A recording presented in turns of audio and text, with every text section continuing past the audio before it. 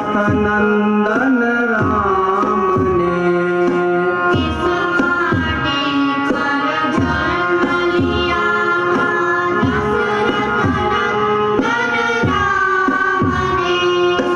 इस माटी पर गीता गाई यदुकुल भूषण श्याम ने। इस माटी पर गीता गाई यदुकुल भूषण श्याम ने। इस माटी के आगे झुकता मस्तक बारंबार है। हमको अपने भारत की माटी से अनुपम प्यार है। इस माटी की शान बढ़ाई प्यारे राजस्थान ने। इस माटी की शान बढ़ाई प्यारे राजस्थान ने। इसे बचाया वीरों ने पावन अपने बलिदान से। इसे बचाया वीरों ने पावन अपने बलिदान से। मीरा के गीतों में इसकी छुपी हुई झंकार है। हमको अपने भारत की माटी से अनुपम प्यार है। कण कण मंदिर इस माटी का, कण कण में भगवान है। कण कण मंदिर इस माटी का, कण कण में भगवान है।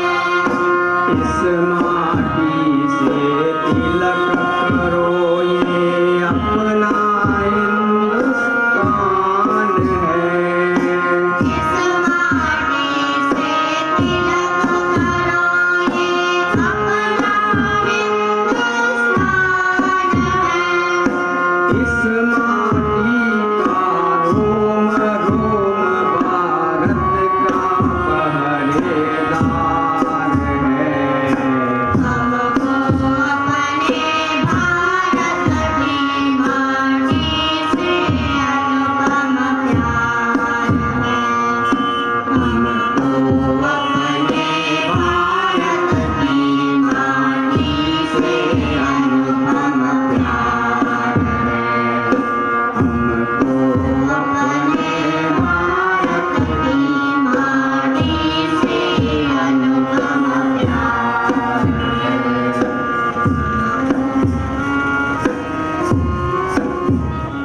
श्री राम। सभी बैठे हुए महानुभाव एवं विद्यार्थी, आज का कार्यक्रम बहुत अच्छा रहा और बच्चों ने बहुत अच्छी प्रस्तुतियाँ दी है और उनके लिए भविष्य के लिए शुभकामनाएं। धन्यवाद। जय भारत। भैया जतिन, उदय कक्षा के भैया रोहित,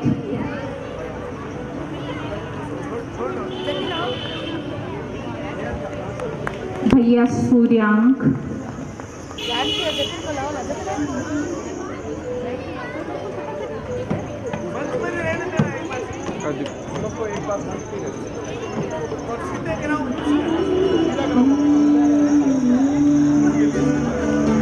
नन्हे मुन्ने भैया बहनों का सम्मान श्रीमान प्रदीप जी तो कर ही रहे हैं, हम सब भी अपनी तालियों से इनका सम्मान कर सकते हैं।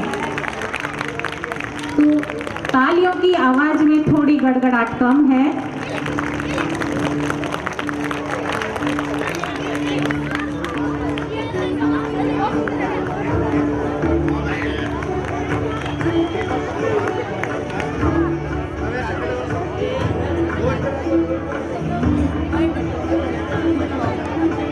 जतिन का पुरस्कार ऊपर कराओ भैया।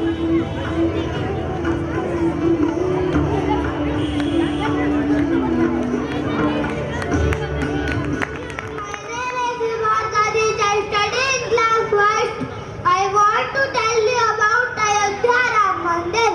Ayodhya Ram Mandir is in the city of Ayodhya in the state of Uttar Pradesh. It is birthplace of Lord Rama. It is historical temple. The temple is dedicated to Lord Rama. The construction of Ram Mandir was a long-standing demand of devotees. Its foundation stone was laid on 5th August 2020. The construction is supervised by the Sri Ram Janmabhoomi Tirth Kshetra Trust. The temple architecture is a blend of traditional. Ram Mandir is 235 feet wide, 360 feet long and 161 feet high. The temple is world's third largest Hindu shrine. Ayodhya Rama Mandir's inauguration is scheduled on 22 January 2024. Thank you.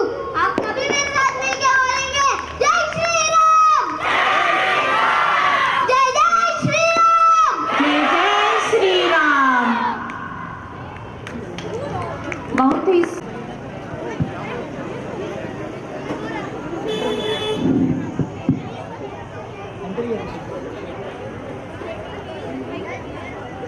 तो आ गए तुम सब, मिलना चाहोगे मेरे साथियों से? तो देखो। जी हाँ, मैं हूँ व्हाट्सअप। पूरी दुनिया मेरे गिरफ्त में है। बच्चा, बूढ़ा या जवान, सब दीवाने हैं मेरे। गूगल नाम है मेरा गूगल। मैं वो भी जानता हूँ जो तुम्हारा भगवान भी नहीं जानता। फेक वर्ल्ड का बादशाह हूँ मैं, बादशाह। स्नैपचैट नाम है मेरा स्नैपचैट। मैं आप लोगों के लिए चाइना से आया हूँ। मैं आप लोगों को बेवकूफ बना के आपके पैसे हटता हूँ। हा हा हा। मुझे तो आप जानते ही होंगे, मैं हूँ फेसबुक। मैं हूँ इंस्टाग्राम। मैंने सबको पागल करके रखा है, स्पेशली उन युवाओं को, उसको और इसको भी। मुझे तो आप जानते ही होंगे, मैं हूँ फेसबुक। मेरे से ही तो ये सोशल मीडिया का दौर शुरू हुआ है।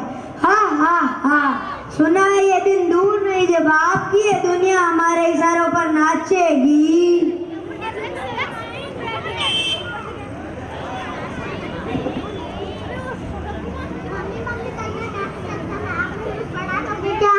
क्यों बेटा, तुम्हारे टीचर ने तुम्हें कुछ नहीं समझाया क्या? मम्मी समझाया था पर मैं भूल गई। बेटा, मैं तो अभी बहुत बिजी हूँ, आप अपने पापा के पास जाकर पूछ लो ना। Okay mummy.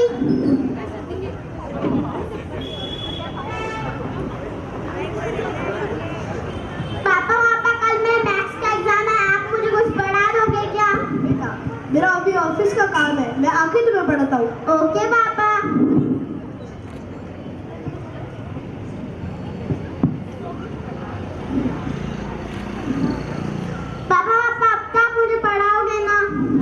बेटा, अभी मेरे फोन में मेरा ऑफिस का काम है, जाके अपनी मम्मी से पूछ लो। ओके पापा।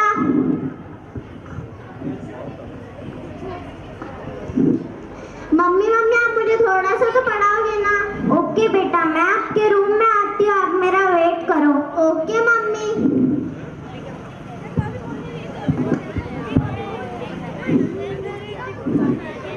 अरे इतना टाइम हो गया, मम्मी तो आई नहीं। एक काम करती हूँ, नेट पे सर्च कर लेती हूँ। हमारा एक और नया शिकार। हाँ हाँ हाँ।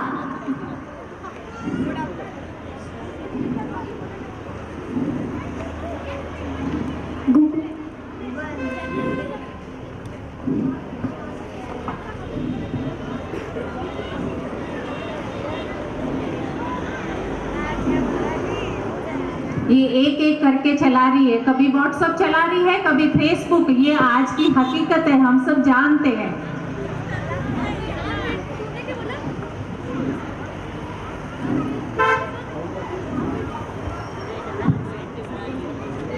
घेर लिया है इस बच्ची को इस सोशल मीडिया ने, सारे फेसबुक, इंस्टा, व्हाट्सएप।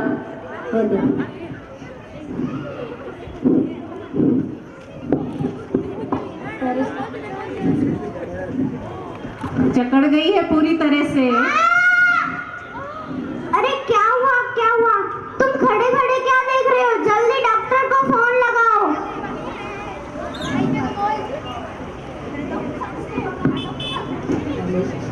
डॉक्टर साहब जल्दी आइए, बच्चों को क्या हुआ है?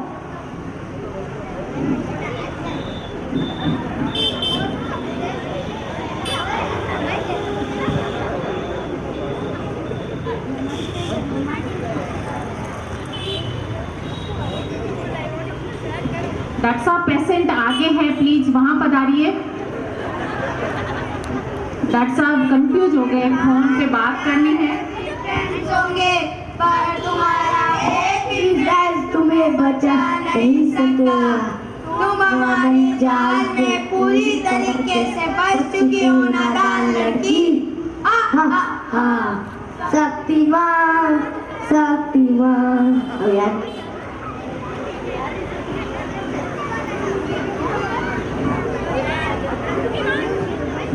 ये डॉक्टर करने की कोई बात नहीं है। सोशल मीडिया का ज्यादा उपयोग करने से आपके बच्चे की यह स्थिति हुई है। इसे अपनेपन की आवश्यकता है। आप इसे मोटिवेट कीजिए ताकि अपने रियल फ्रेंड्स के साथ ज़्यादा से ज़्यादा समय बिता सके।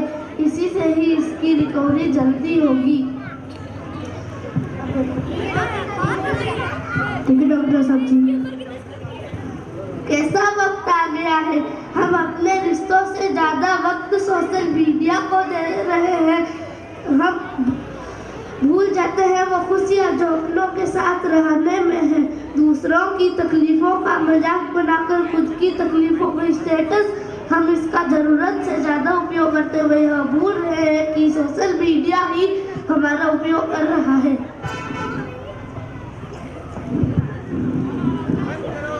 माताजी और पिताजी बच्ची के साथ पूर्णतया लग गए हैं और इसको इस दुष्प्रभाव से बाहर लाने की कोशिश में पूरी तरह जुट गए हैं। और यदि जुट जाएं इस प्रकार तो हम बाहर भी निकाल सकते हैं।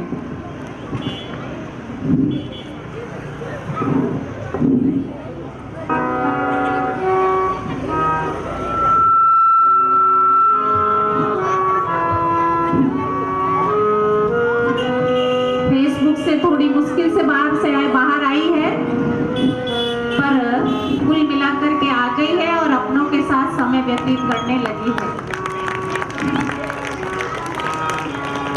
अरे बेटा, इसमें फोन की क्या जरूरत है? मैं आपकी मदद करती हूँ आपका प्रोजेक्ट बनवाने में।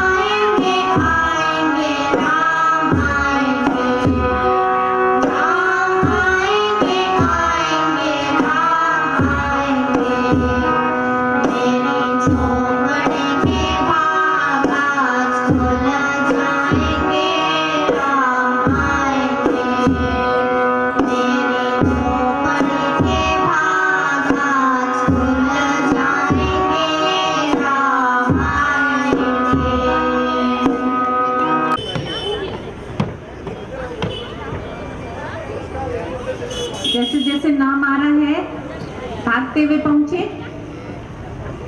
क्योंकि हम तो अग्रणी रहे हैं।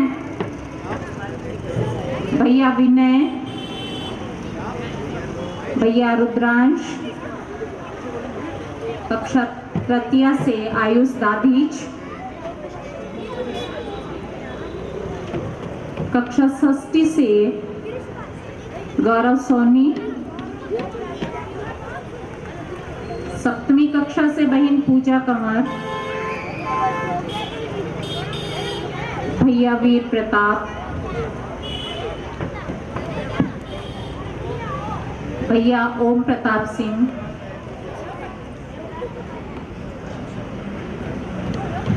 भैया काव्य धूत,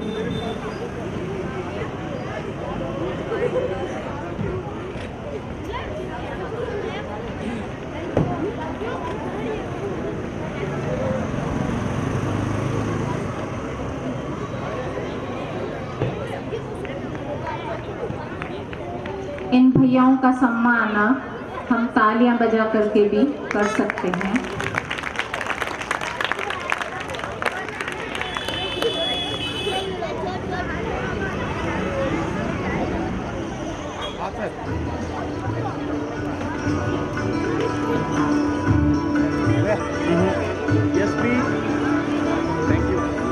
बहुत बहुत धन्यवाद भाई साहब।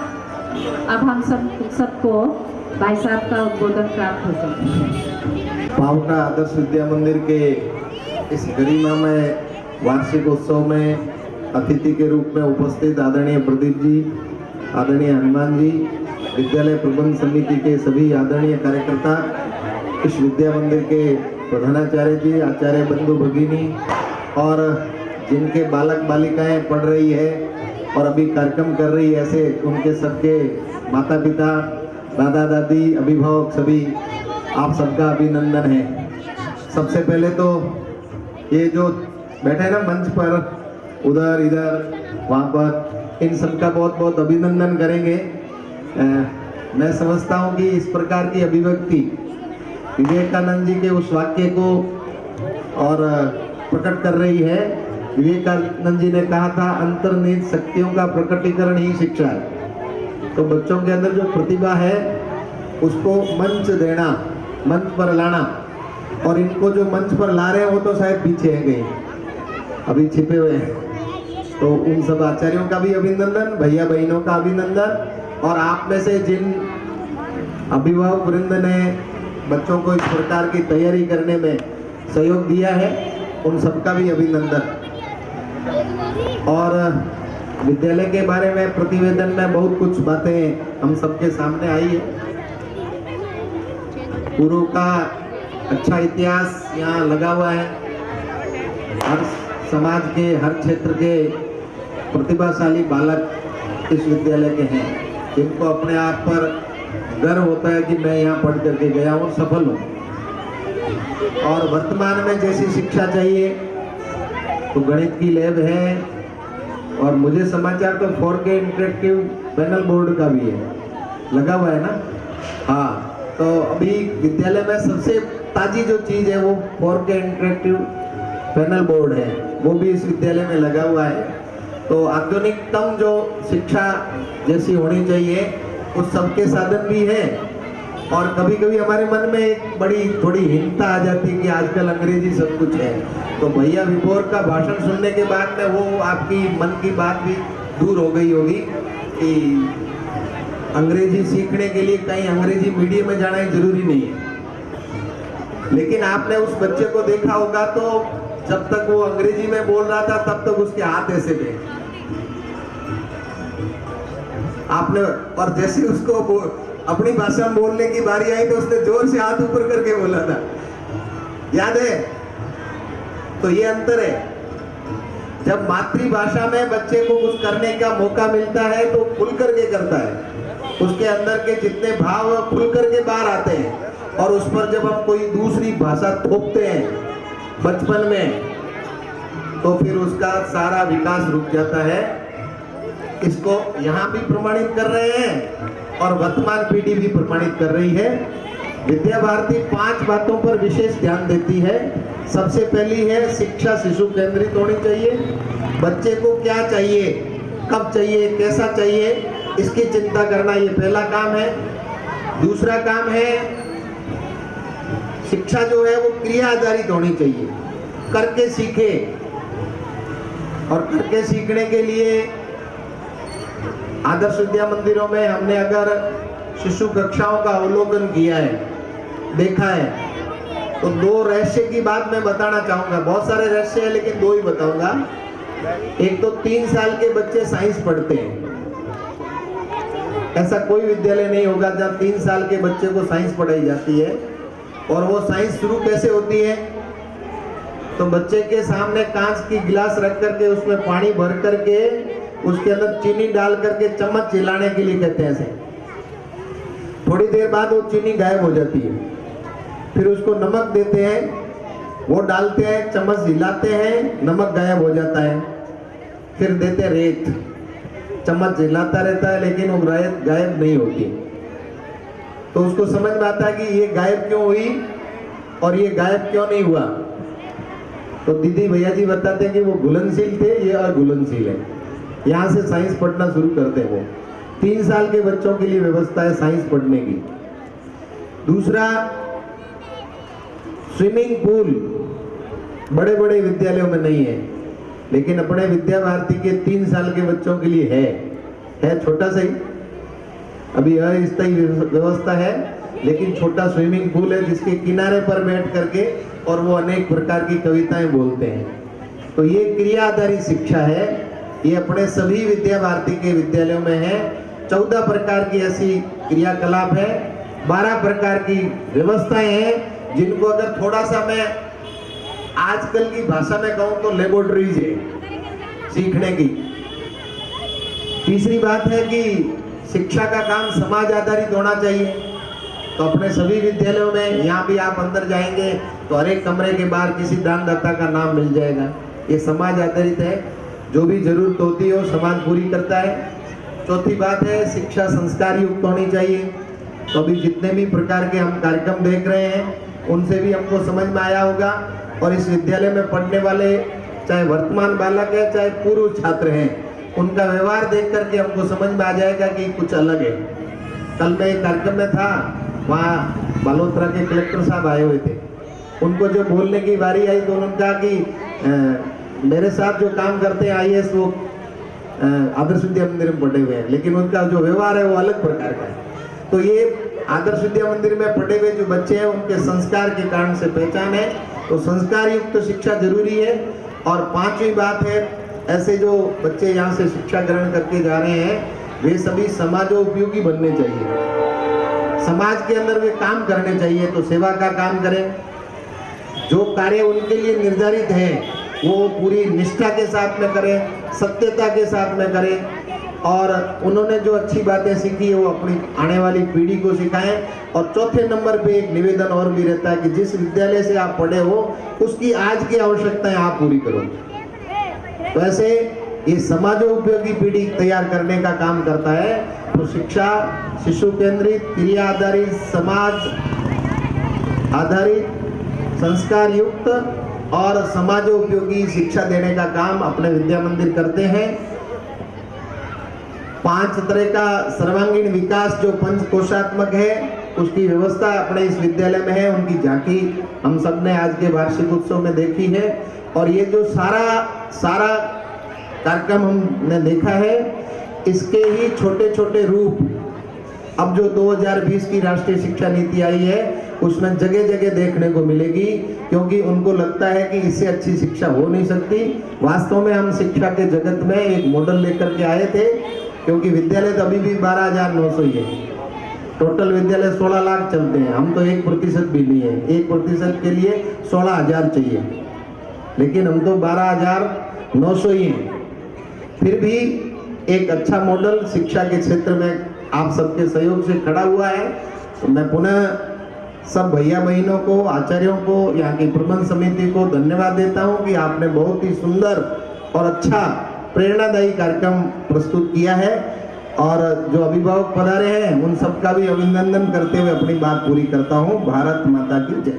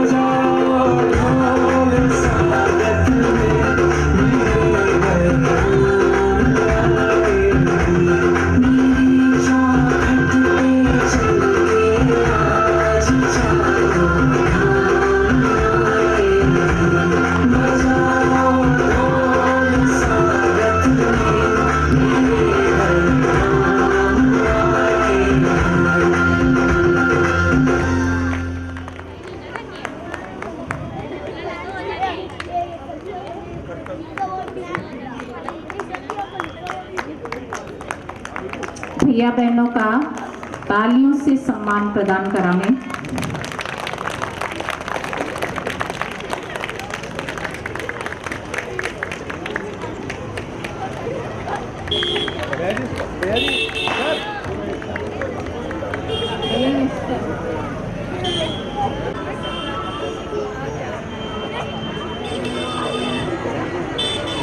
बहुत बहुत धन्यवाद भाई। के कार्यक्रम के अतिथि प्रदीप जी चौधरी साहब और सदन समिति के निरीक्षक सिंह जी साहब, हनुमान सिंह चौधरी साहब, स्थानीय समिति के सभी सदस्यगण, बाहर से पधारे अन्य विद्यालयों से सदस्यगण, अभिभावक, प्यारे बच्चे, आज वार्षिक उत्सव कार्यक्रम को आपने बड़े ध्यान से देखा, करीब 2 घंटे का समय दिया, आप सभी पधारे, आप सभी का मैं आभार प्रकट करता हूँ। धन्यवाद। भवन्तु सुखिनः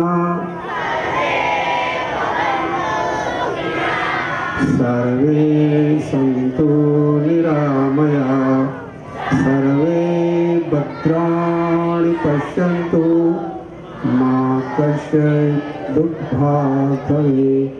ओम शांति शांति शांति। सभी अतिथि महोदय से निवेदन कार्यालय में पधारे और सभी अभिभावक अपने भैया बहनों को साथ में लेकर घर पधार सकेंगे।